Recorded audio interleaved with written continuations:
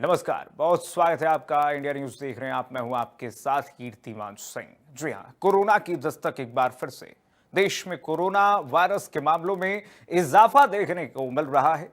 स्वास्थ्य मंत्रालय द्वारा जारी रविवार को सुबह 8 बजे तक जारी आंकड़ों के अनुसार देश में एक्टिव कोविड केस की संख्या बढ़कर 3,758 हो गई। बीते 24 घंटों में 363 नए संक्रमित मरीज सामने आए हैं, जबकि 1818 मरीजों की इलाज के बाद डिस्चार्ज अस्पताल से कर दिया गया है। पिछले 24 घंटे के दौरान 2 मरीजों की कोरोना से मौत हुई है। आंकड़ों के अनुसार केरल में सबसे ज्यादा 1400, महाराष्ट्र में 485 और दिल्ली में 436 कोरोना केस हैं। गुजरात में 320, पश्चिम बंगाल में 287 और कर्नाटक में 238 एक्टिव केस हैं। अब तक तमिलनाडु में 199 और यूपी में 149 कोरोना मरीज पाए गए हैं। सूत्रों का कहना है कि देश में कोविड-19 की स्थिति पर कड़ी नजर रखी जा रही है। संक्रमण की गंभीरता कम है। ज्यादातर मरीज पर घर पर ही क्वारंटीन किया गया है और इलाज ले रहे हैं। सूत्रों ने बताया कि चिंता की कोई बात नहीं है। तो कोरोना को लेकर के इस वक्त स्वास्थ्य मंत्रालय अलर्ट मोड पर है। वहीं डॉक्टर और एक्सपर्ट कह रहे हैं कि इस कोरोना के वेरिएंट से चिंता की कोई आवश्यकता नहीं है, लेकिन स्थिति इसलिए बेकाबू हो रही है क्योंकि ये केस आप देखिए तेजी से बढ़ते हुए नजर आ रहे हैं। लगातार केस में इजाफा हो रहा है और बहुत तेजी से इजाफा हो रहा है, जो कि स्थिति को इस वक्त इस पर नजर रखने के लिए सरकार मजबूर है। कोरोना फिर से खतरनाक हो रहा है क्या, ये सवाल भी उठ रहे हैं, क्योंकि डॉक्टर एक्सपर्ट कह रहे हैं खतरनाक तो नहीं है, लेकिन इसका म्यूटेशन तेजी से हो रहा है, इसलिए तेजी से इसके केसेस बढ़ रहे हैं, इसलिए ये खतरनाक नहीं है। ऐसा नहीं है कि कोविड-19 के काल के दौरान हमने देखा था सेकेंड वेव में जो लहर आया था वैसे हो जाएगा, और लेकिन इसका म्यूटेशन JN.1 वेरिएंट्स का जो म्यूटेशन है वो बहुत तेजी से हो रहा है, और इसीलिए इस वक्त केस को कम बढ़ने दिया जाए, केसेस के प्रसार पर रोक लगाई जाए, उस पर रोकथाम हो। इसके लिए होम क्वारंटीन की व्यवस्था की जा रही है, होम आइसोलेशन की अपील की जा रही है लोगों से, ताकि इसका प्रसार न हो। जैसे जैसे केस बढ़ते जा रहे हैं वैसे वैसे चिंता इस वक्त लगातार देखने को तो मिल रहा है। लेकिन आप देखिए, सवाल ये है कि क्या ये कोरोना का ये वेरिएंट खतरनाक है क्या, और कितना खतरनाक है अगर खतरनाक है तो, क्योंकि लगातार इस पर सवाल उठ रहा है और लोग जैसे जैसे केसेस देख रहे हैं बढ़ते हुए, लोग सवाल भी पूछ रहे हैं कि ये कोरोना लौटा है तो इतने ज़्यादा संख्या में इसके इजाफे हो रहे हैं, तो क्या ये वेरिएंट खतरनाक है, इससे सचमुच में न्यू नॉर्मल में रहने की ज़रूरत है। तमाम तरह के सवाल है इस वक्त लोगों के जहन में। इस बीच सरकार द्वारा पब्लिक एडवाइजरी जारी की जा रही है कि देखिए, भीड़ भाड़ वाले जगहों से दूर रहिए, मास्क लगाइए, शारीरिक दूरी बनाए रखने की ज़रूरत है, स्वच्छता का ख्याल, हाइजीन का ख्याल रखिए। और ये भी कहा जा रहा है कि कोई भी अगर सिम्टम्स दिखे, हालांकि मौसम में आप देखिए मानसून आ रहा है, मानसून के समय में कई सारी बीमारियां होती हैं लोगों को, खांसी जुकाम बुखार, लेकिन अगर खांसी जुकाम बुखार और ये तमाम बीमारियां अगर आपको 2 से 4 दिन और लंबे समय तक हो रही हैं, तो ज़रूर आपको डॉक्टर से संपर्क करने की आवश्यकता हो। मेडिकल स्टोर ना जाइए, मेडिकल स्टोर के बजाय डॉक्टर से चेक कराइए। RT-PCR और तमाम तरीके के टेस्ट हैं जो कोविड के टेस्ट होते हैं, उनको कराने से आपको पता चल पाएगा कि क्या सचमुच में ये कोरोना का ही सिम्टम्स है क्या, क्योंकि ऐसे ही लक्षण आमतौर पर हमें जब मौसम बदलता है तो वायरल होता है तब पर भी देखने को मिलते हैं। तो इससे आप पहचान पाएंगे कि कोविड के ये संक्रमण हैं या फिर ये नॉर्मल संक्रमण है। देखिए, मिजोरम में 7 महीने बाद कोविड का पहला केस मिला है। कुल मिलाकर के अब तक 28 मौतें हुई हैं। महाराष्ट्र में तो 10,000 से ज़्यादा कोविड टेस्ट हुए हैं, और ये कहा जा रहा है कि देखिए, भारत में कोविड-19 के 4 नए वेरिएंट हैं, जिसमें नाम आपको अगर बता दूं कि LF.7, XFG, JN.1 और NB.1.8.1 सीरीज के हैं ये सारे। और ये देश में नए 4 वेरिएंट्स जो बाहर से आए हैं, और बाकी जगहों से नमूने लेकर सीक्वेंसिंग की जा रही है, पहचान करने की कोशिश की जा रही है डॉक्टरों एक्सपर्टों के द्वारा, ताकि नए वेरिएंट की जांच की जा सके। मामले बहुत गंभीर नहीं हैं और लोगों को चिंताएं नहीं करनी चाहिए, बस सतर्क रहना चाहिए, ये बड़े बड़े एक्सपर्ट कह रहे हैं, डॉक्टर कह रहे हैं। तो आज इसी को हम जानेंगे कि भाई ये कोरोना का केस जो डॉक्टर्स एक्सपर्ट कह रहे हैं, क्या सचमुच में वो ठीक कह रहे हैं, सही कह रहे हैं कि भाई चिंता की आवश्यकता नहीं है, बस सतर्क रहने की ज़रूरत है ताकि इसके प्रसार पर रोक लगाया जा सके और जो ये लगातार इसके आंकड़े जो बढ़ रहे हैं, केसेस बढ़ रहे हैं, उससे बचा जा सके। NB.1.8.1 और A435S और ये तमाम स्पाइक्स प्रोटीन म्यूटेशंस वाले वेरिएंट की तुलना में तेजी से फैलते हैं और देखिए इस पर इम्यूनिटी का भी असर नहीं होता है। कोविड के खिलाफ बनी इम्यूनिटी का भी असर नहीं होता है इसमें। तो इसलिए ये भी सवाल उठ रहा है इस वक्त कि क्या ये जो नया वेरिएंट है, जो लोग वैक्सीन लगाए हैं, जिन्होंने वैक्सीन लगवाया है, क्या उस पर भी ये असर करेगा? वैक्सीन वाले लोगों पर ये कितना असर करेगा? ये सवाल वैक्सीन को लेकर भी उठ रहा है। क्या वैक्सीन कारगर है इस स्थिति में? क्योंकि ऐसा देखने को मिला है कि कई लोगों को जिनको वैक्सीन लगी हुई है, दोनों वैक्सीन लगी हुई है, दोनों डोज लगी हुई है, उनको भी ये वेरिएंट प्रभावित कर रहा है।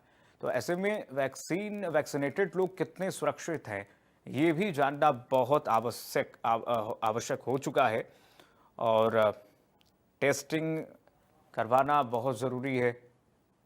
तेज़ी से 3000 के पास अभी देखिए, अभी कुछ ही दिन पहले हमने देखा था कि दहाई में इसके आंकड़े रहते हैं। दहाई से ये सीधे ट्रिपल डिजिट में आता है। ट्रिपल डिजिट के बाद अब हज़ारों में, हज़ारों के बाद अब देखिए 3000, 1800 से परसों 1800 केस था, अब 3000 के पार ये केस चला गया है। तो कुल मिलाकर के ये इस वक्त चिंताजनक स्थिति है। नरेंद्र यादव हमारे साथ सहयोगी लखनऊ से जुड़ गए हैं तमाम जानकारी के साथ। नरेंद्र, क्या तैयारियां हैं अभी और इस वक्त क्या एक्सपर्ट कह रहे हैं इस पूरे कोरोना के नए वेरिएंट को लेकर के? देखिए, जिस तरीके से कोरोना देश में अपने पांव पसार रहा है और लगातार केस बढ़ रहे हैं, इसको लेकर के जो आंकड़े आए हैं वो 10 से 15 गुना तेजी गति से ये कोरोना फैल रहा है और इसको लेकर के उत्तर प्रदेश भी अलर्ट पे है। अस्पतालों में तमाम व्यवस्थाएं की गई हैं कि अगर कोई मरीज आता है तो उसका इलाज कैसे किया जाए और दूसरी तरफ जांच के जो केंद्र थे, चाहे KGMU हो चाहे बनारस के हों, ये सारे ओपन कर दिए गए हैं और यहाँ पर मरीज पहुंचकर अपनी जांच भी करवा रहे हैं। तो इस तरीके से दक्षिण भारत में सबसे ज़्यादा केसेस पाए जा रहे हैं। केरल में जिस तरीके से 1400 का आंकड़ा पार कर गया है, वो दूसरे नंबर पे महाराष्ट्र बना हुआ है और वहीं कर्नाटका है। अगर उत्तर प्रदेश की बात की जाए तो इसके पश्चिमी हिस्से जो NCR से जुड़े हुए हैं, गौतम बुद्ध नगर और गाजियाबाद में ज़्यादा केसेस मिल रहे हैं। राजधानी लखनऊ में अब तक 4 से 6 कोविड के मरीज मिल चुके हैं। अगर देश की बात की जाए, जिस तरीके से आपने बताया और स्वास्थ्य विभाग ने जो आंकड़े जारी किए हैं कि अब तक 28 मौतें हुई हैं और इसको लेकर पैनिक होने की ज़रूरत नहीं है, लेकिन सवाल ये उठता है कि 4000 से कम कोविड लोगों में फैला है जो आंकड़े दिए जा रहे हैं। इसमें 28 मौतें अपने आप में सवालिया निशान खड़ा करती हैं कि आखिर पैनिक क्यों ना हुआ जाए और इस मामले में मौतें कहाँ कम हो रही हैं। ये भी एक बड़ा आंकड़ा है। अगर 4000 से कम आंकड़े हैं और 28 लोगों की मौत होती है तो निश्चित तौर पर ये खतरनाक वायरस है।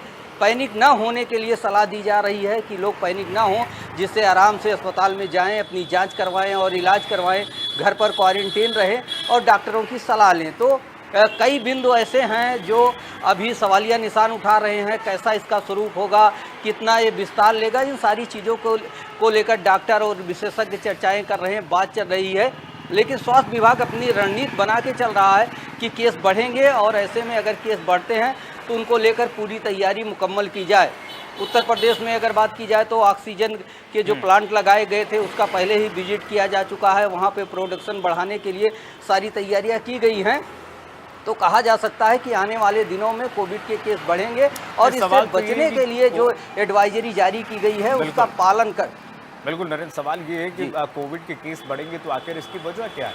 ये JN.1 वेरिएंट बढ़ क्यों रहा है इतना तेजी से? और ये भी सवाल है, ये है कि जब दोनों डोज लोगों ने लगवाया है उनको भी प्रभावित कर रहा है, तो क्या सवाल ये है कि क्या ये वैक्सीन वैक्सीनेटेड लोगों को भी प्रभावित कर रहा है क्या?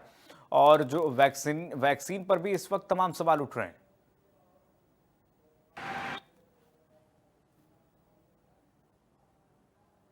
अगर पिछले दिनों की बात की जाए, जब डेल्टा फैला हुआ था और लोगों की मौतें हो रही थी और वैक्सीन का एक बड़ा कैंपेन चलाया गया था, तो उस समय भी डॉक्टरों ने और विशेषज्ञों ने कहा था कि ये 4 से 6 महीने तक वैक्सीन काम करती है, उसके बाद दूसरी डोज लेनी पड़ेगी। और कुछ लोग जो हेल्थ वर्कर थे, अस्पताल में डॉक्टर थे, ये सारे लोगों ने तीसरी डोज भी ली थी, यानी बूस्टर डोज भी ली थी।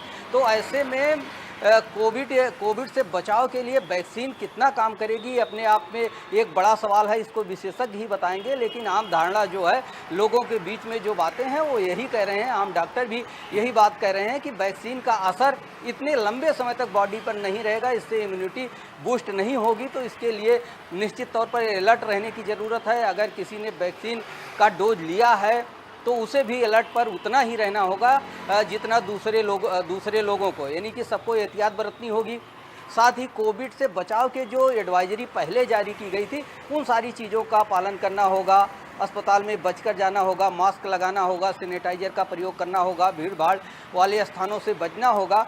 अगर नॉर्मल बीमारी, खांसी जुकाम जैसा आता है, तो अगर होता है तो तुरंत डॉक्टर के पास जाके या उस हेल्थ सेंटर पर जाके अपनी जांच करवानी होगी, जिससे प्रथम स्टेज में शुरुआती दौर में पता लग सके कि आपको कोविड है और कोविड होने की दशा में परिवार के और संपर्क के लोगों को बचाया जा सकता है। यानी कि वही पुराने नियमों का पालन करना होगा।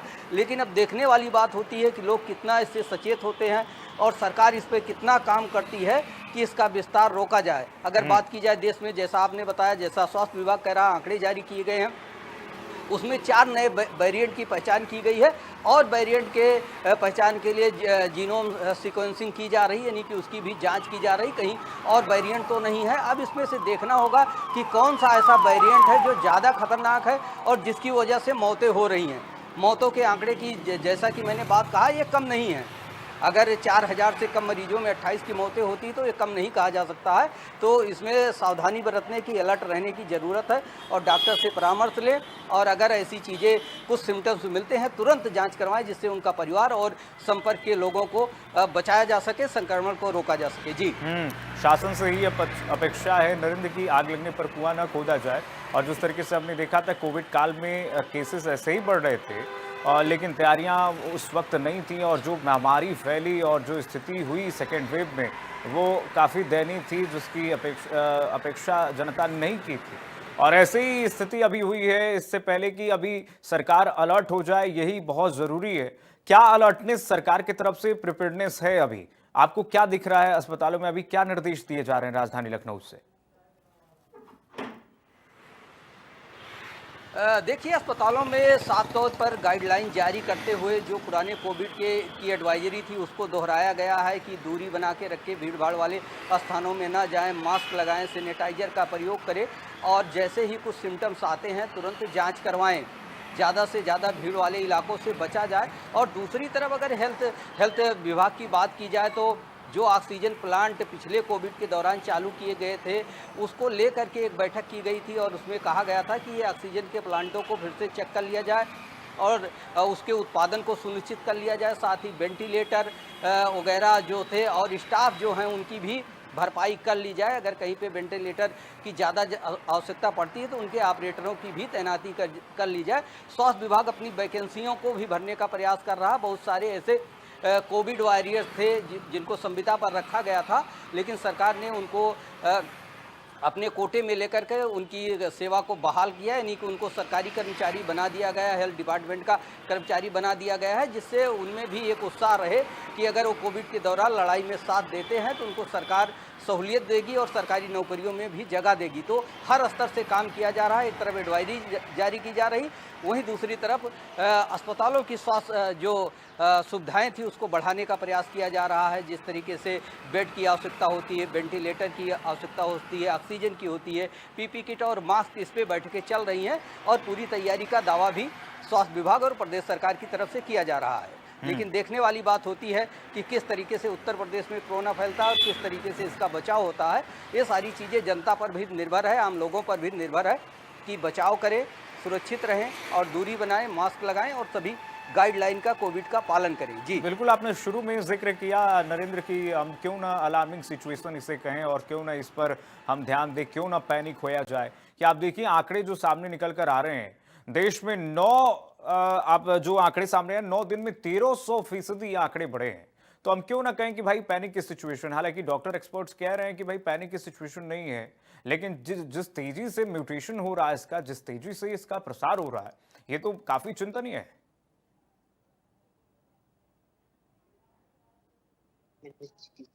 नरेंद्र कि पैनिक ना हुआ जाए, ये बात उनकी अपनी जगह। जी जी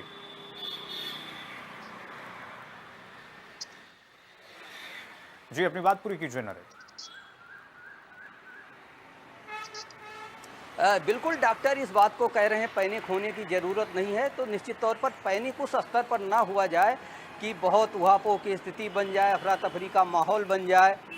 इस चीज़ से बचने के लिए डॉक्टर कह रहे हैं ना कि आपको लापरवाह पूर्ण व्यवहार करना है, यानी कि लापरवाही बरतने को डॉक्टर नहीं चलिए कह ठीक रहे है हैं। नरेंद्र, हमारे आपको साथ सचेत रहना एक्सपर्ट होगा जुड़ गए हैं। और पहला स्टेज नरेंद्र आऊंगा आपके पास, हमारे पास एक्सपर्ट जुड़ गए हैं, 3 एक्सपर्ट 3 मेहमान जुड़ रहे हैं हमारे साथ।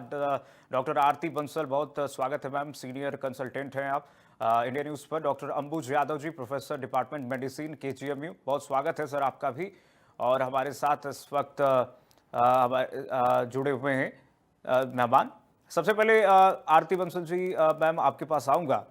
ये सिचुएशन इस वक्त आप कैसे देख रही हैं मैम? लगातार केसेस जो बढ़ रहे हैं ये कोरोना के, क्या ये चिंतनीय है, चिंता का विषय है?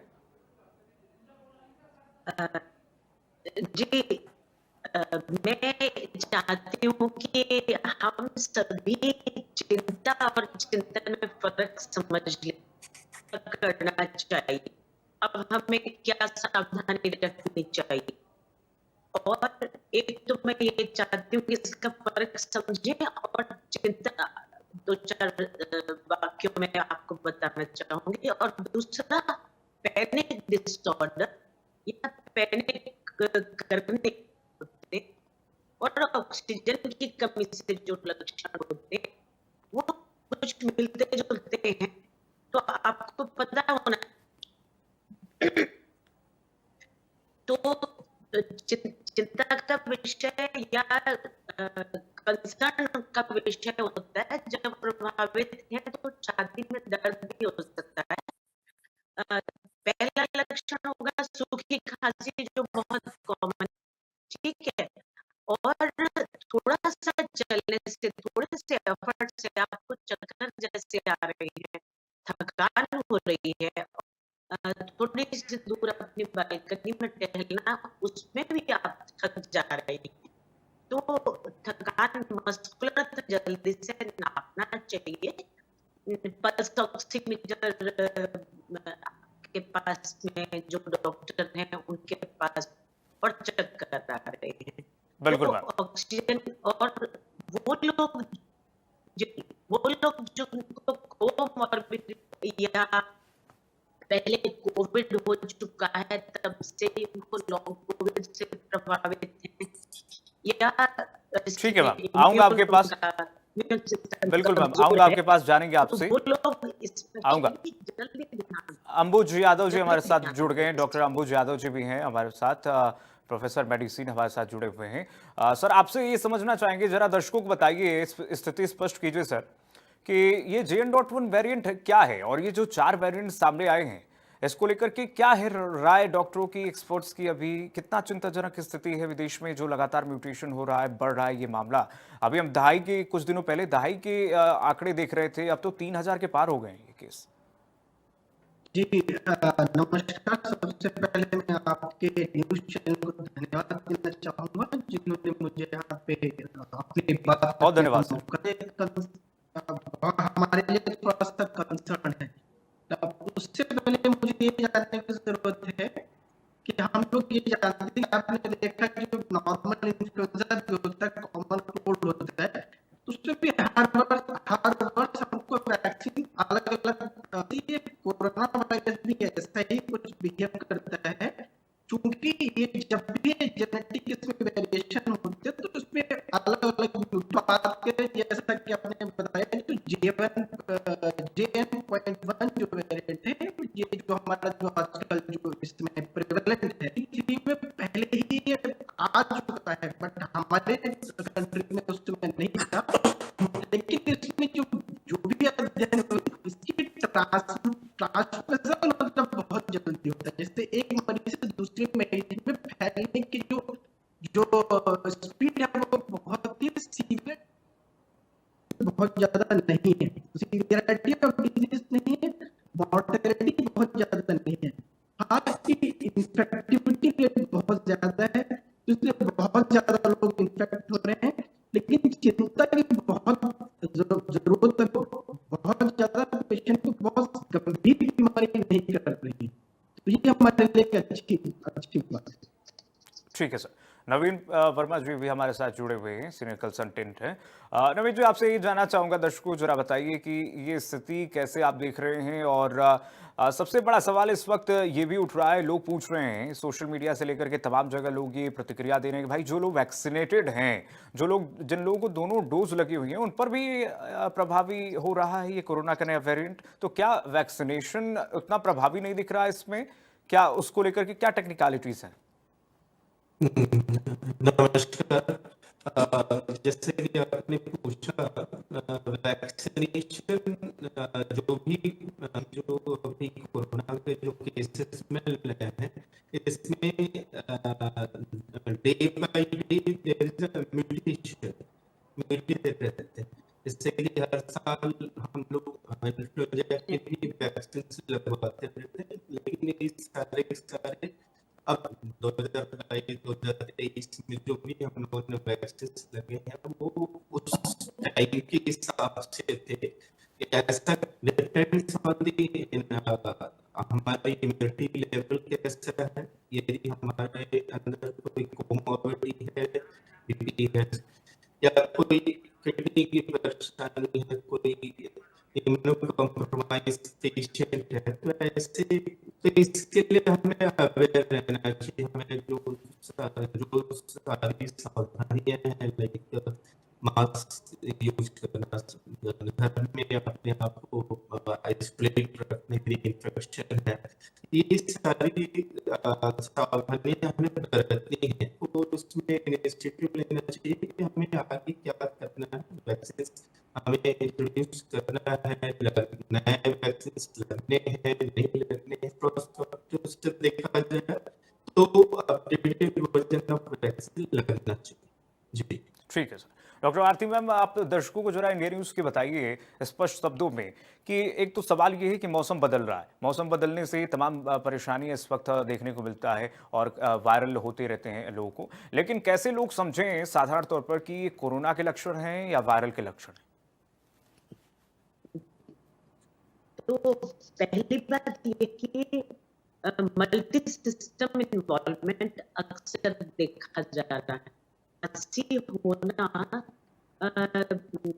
भी कॉमन है, लेकिन ड्राई कॉफ ज्यादा कॉमन, गले में दर्द होना, मतलब कि आपको लूज मोशंस भी हो सकते हैं, और सारे लक्षण एक साथ हो, इसके बजाय एक ग्रेड हो, ये भी जरूरी नहीं है। लो ग्रेड फीवर भी हो सकता है, पूरे बदन में दर्द हुआ, तो बहुत सारे लक्षण तो साधारण वायरल वाले।